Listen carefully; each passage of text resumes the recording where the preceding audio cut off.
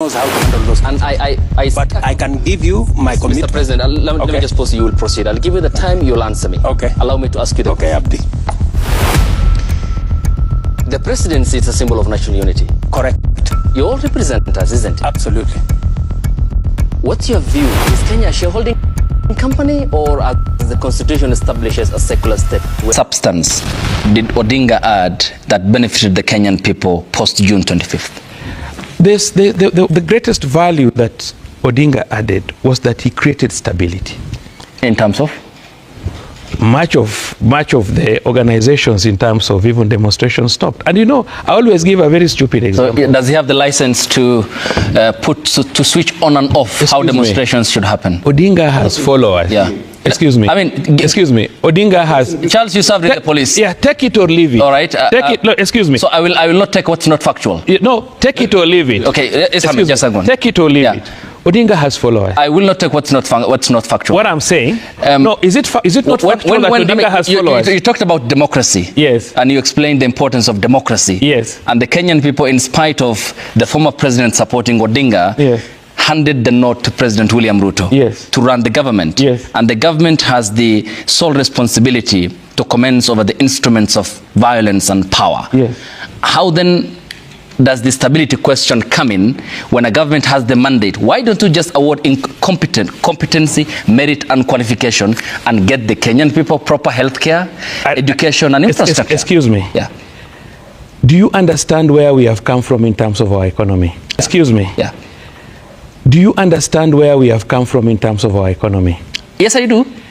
Do you believe that our economy is more stable today than as at June 2022? What are your numbers? No, I'm just asking. Give me your numbers. No, if you don't believe, just say no. Give me the facts. No, I'm saying, yeah, if you don't believe, just say I don't believe. I hold you to account. Give me the facts. No. I'm saying. I ask you the questions, you respond to my questions. Yes, and I've said, do you believe the current economy is better than what we were in 2022? Well, the point is, give me the numbers.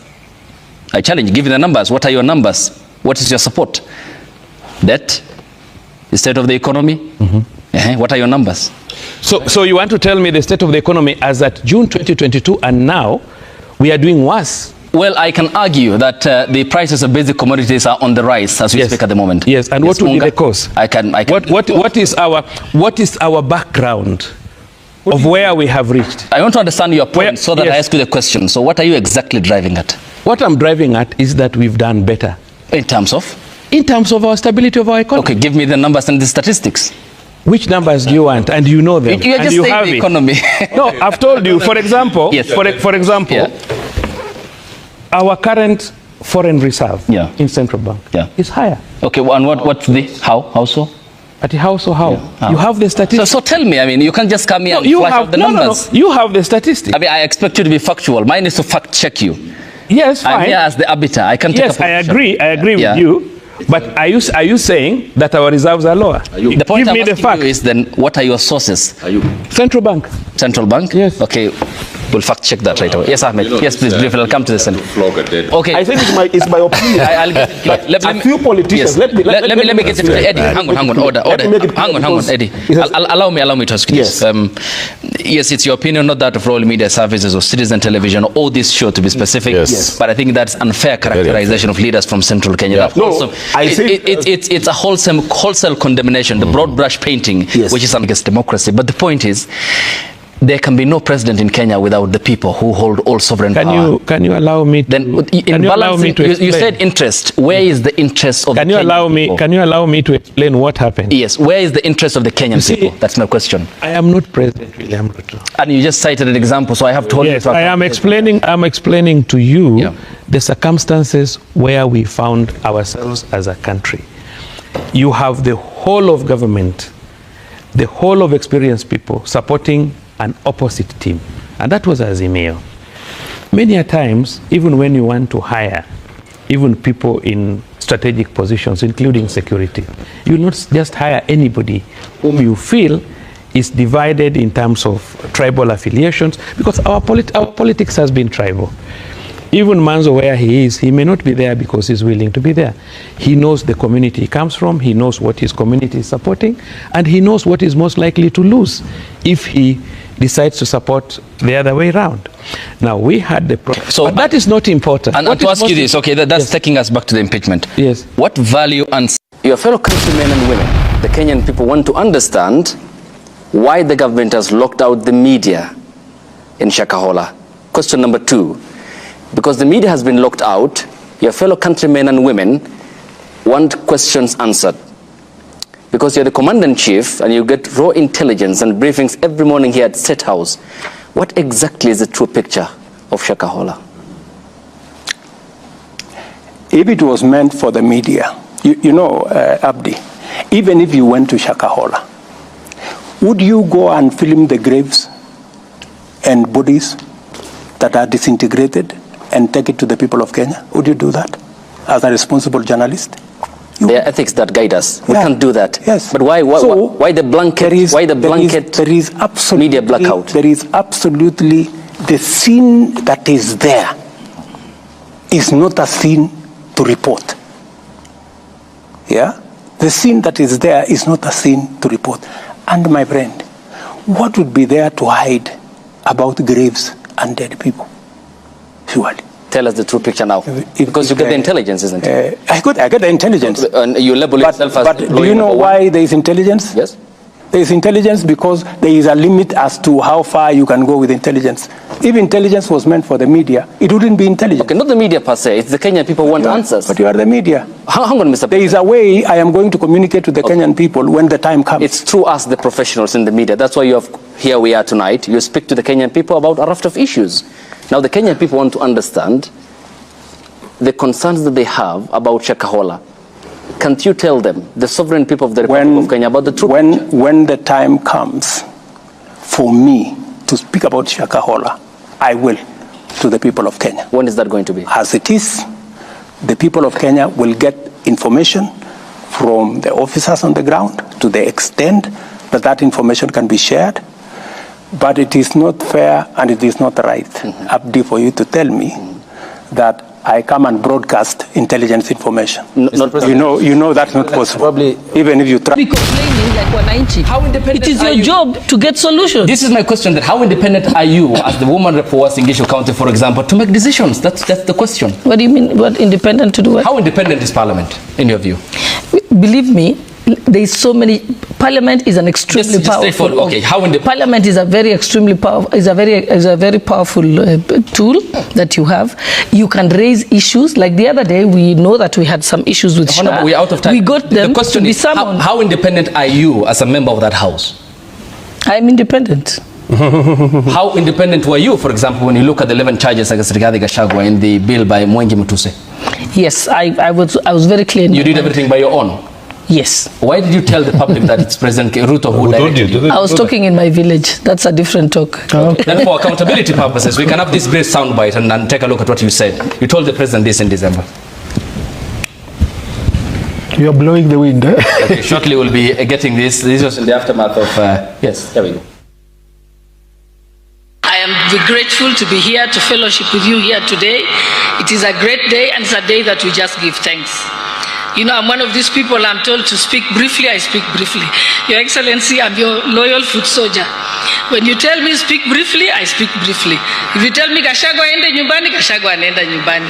So I always follow orders, and I will follow those orders today, and therefore I'll be very brief. I've just come to say thank you, Your Excellency, for supporting this church. I also want to say thank you very much to Honorable Sudi, who spearheaded the construction of this church. How do you respond to that? No, by the way, let me tell you. Let me explain to you something. By the way, remember the president, that was his deputy. Yes. And by the time we made a decision as a coalition and coalition of other parties that we are going to support this cause, we lobby among ourselves. But of course, you have to ask the appointing authority if it's okay. Okay. So it was never about the charges. It was so let's have the feedback. The charges. Hold on. Okay. And there was a court order to that effect. The leadership of political. Okay, I don't want us to. Okay, is by Gazette notice. Let's not reduce this to a Jubilee Party matter, ladies and gentlemen. Okay, can I just a Gazette notice to the leadership of Jubilee Party? Political parties are I think public Ayub, institutions. Okay, can I just take charge of my show, ladies and gentlemen? Public Thank you. institutions. We are here at youth Ayub, leadership. please take charge. Advice, can So I let just... us all prove. I've given you the time. I've given you a gazette notice. Thank you. To that effect. We are discussing another tough subject matter altogether. Yes. And this is a matter that was substantively also dealt with by the court. So proceed. Yes, and we have a court ruling. Thank so you. we can talk about what the court said. We will not discuss the court ruling for now because we have another important matter to discuss. But let us not mislead the public. Yes, Angel Mbudia proceed.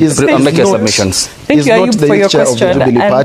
And that is the fact. It is wrong that so let her prove the leadership of the Jubilee Party. Had to wait for if that cannot be proven, Ayub, then let us Can you just respond to my question? Advice, let's have some order. But in the order, let us also... I gave you the time to respond to my question. We are discussing an important subject matter. We invited cordially, with respect, so that you respond to these issues in your capacity as a Kenyan, and let's not reduce in my capacity, and in that capacity, Ayub, we serve in public. With respect, can we not reduce this show to political party affair? We don't want to reduce it. We just want to be clear. Kindly, then allow her to make her submissions. And I have given you a gazette notice. I gave you the time to respond to all what you wanted to say. Allow her to make her submissions. And I have also given you a gazette notice which you can refer to. Thank you, but allow her to make her choice as well. But that means also the gazette notice. I am the owner of the show. Advice, with respect, can she make her submission? I do not refuse that you are the owner of the show, and this show is supposed to serve public interest. Can we be orderly then, so that everyone makes his or her submission? And in our being orderly, we must because of time.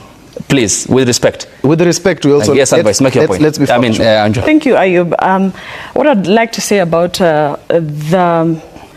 what came out of the United States government talking about Adani is something that we have been deliberating as Kenyans. There were protests in JKIA, and someone blew the whistle. And what scares me is there's so many things that this William Ruto's government is about to do or is doing, and we are not aware about.